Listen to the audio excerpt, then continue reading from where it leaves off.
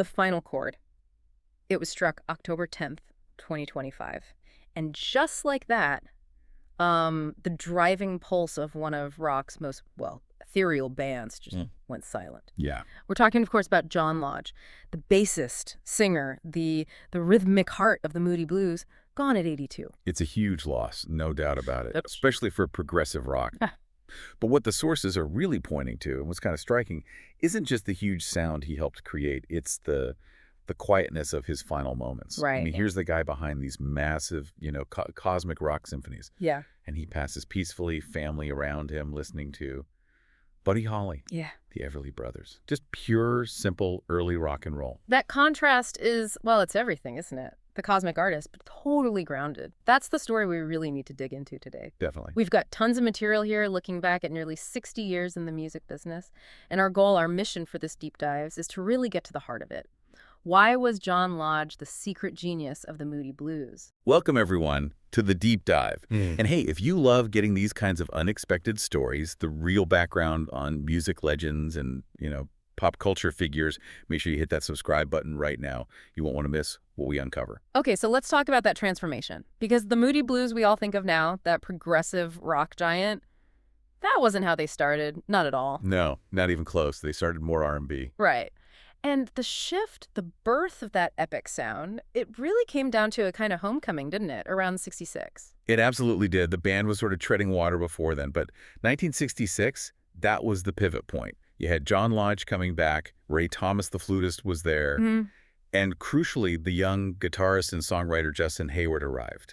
That mix Lodge, Hayward, Thomas, Mike Pinder on keys, Graham Edge on drums, that was the magic formula. The classic lineup. And boom, they launched straight into that legendary period, 67 to 72 roughly, the albums that basically defined progressive rock, Days of Future Past, In Search of the Lost Chord. The core 7 albums, yeah. But often, when people talk about that sound, they focus on Hayward's vocals, Pinder's mellotron, the big orchestral bits. Lodge's genius sometimes gets a bit lost in the mix. Well, that's the key, isn't it? His bass playing wasn't just holding down the fort. It was integral to the whole structure. A core part of the sound's architecture. And he used that same bass guitar his whole career, basically. Pretty much. That iconic sunburst Fender Precision bass he got as a teenager. But the way he played it, it wasn't just root notes. It wasn't just rhythm. So when you say melodic voice, what does that mean in practice? How did he stand out without, getting buried under all those strings and synths? Ah, that's exactly it. Yeah. That's the secret genius's part. Most rock bassists, they anchor things down low. Lodge. He often played higher up the neck. Okay. He'd weave these counter melodies, little lines that played off the vocals or the main themes.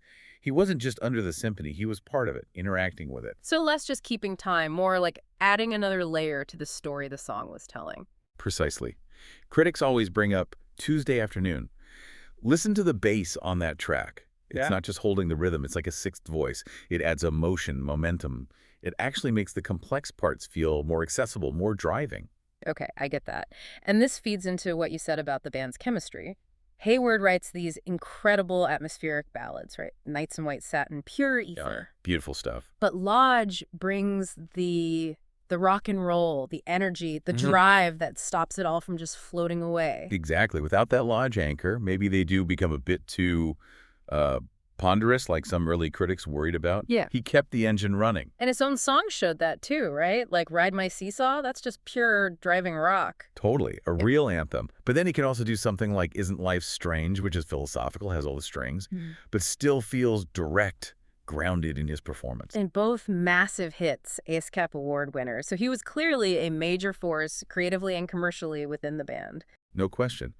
But, as important as all those complex songs were, maybe the track that reveals the most about him, about his whole outlook, and how he saw fame, is that 1973 hit, I'm Just a Singer in a Rock and Roll Band. Ah, yes.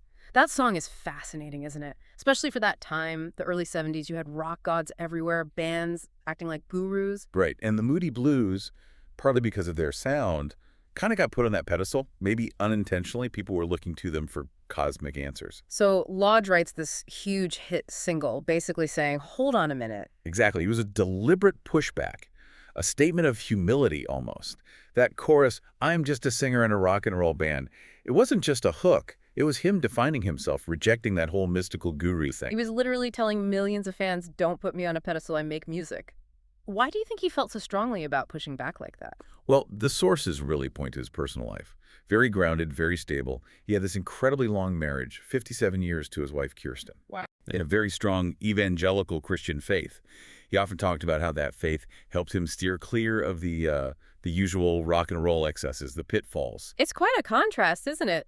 The guy writing these spacey philosophical lyrics is also deeply rooted in traditional faith and family. It really is. Yeah. And it shows, I think, that you can navigate that world, the whole fame machine, without losing yourself. That integrity he had, it wasn't separate from the music. It likely informed the stability he brought to the band's sound, too. We hear so much about the destructive side of fame. It's interesting to see how that private stability could actually fuel the public creativity, maybe even allow it to last longer. Yeah, it's like the anchor that lets the ship sail further, you know? And that commitment, that desire to keep the music authentic, it didn't stop when the band slowed down. His final years, they were really about becoming the keeper of that flame, weren't they? Especially as, tragically, the original lineup started to fade away. Absolutely. We're really getting into the core of his legacy here. Stick with us, folks. And if you haven't already, hit subscribe so you catch all these kinds of stories about music legends. Okay, let's talk about that final chapter. From creator to curator, you could say. 2018, they finally get into the Rock and Roll Hall of Fame. Huge moment. But soon after, the touring winds down. And then, the losses start mounting. Yeah, it was rough. Ray Thomas in 2018, then Graham Edge, the drummer, in 2021. Mike Pinder, the keyboardist, just this year in 2024, and even Denny Lane from the early Moody Blues and Wings passed in late 2023. So Lodge finds himself almost the last man standing from that classic era, and he consciously shifts roles. It seems like it. He became the primary steward, the guardian of the Moody Blues legacy. He had to. And his goal wasn't just to play the old hits, right? He seemed really focused on keeping it vital. Yeah, he talked about that a lot. He didn't want it to become just a sing-along act, as he put it. He wanted the music to stay fresh and alive, not just museum pieces. How did he try to achieve that? Well, collaboration was key. He toured a lot with his son-in-law, John Davison. Lead singer of Yes. Wow. Yeah. So, bringing in that level of musicianship ensured the performances were top-notch. It connects his family life directly to his mission to preserve the music, which is quite poignant. And his family was always woven into his music, wasn't it? Like Emily's song back in '71 for his daughter. It always felt personal, grounded. Completely. And that dedication really shines through in his late work.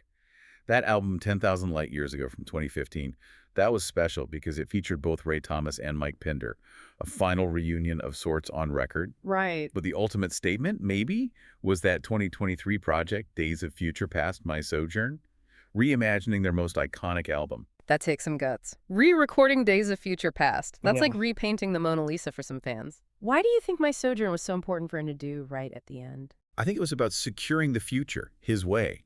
With so many original voices gone, he revisited it, put his stamp firmly on it, that melodic bass, the energy ensuring that essence carried forward.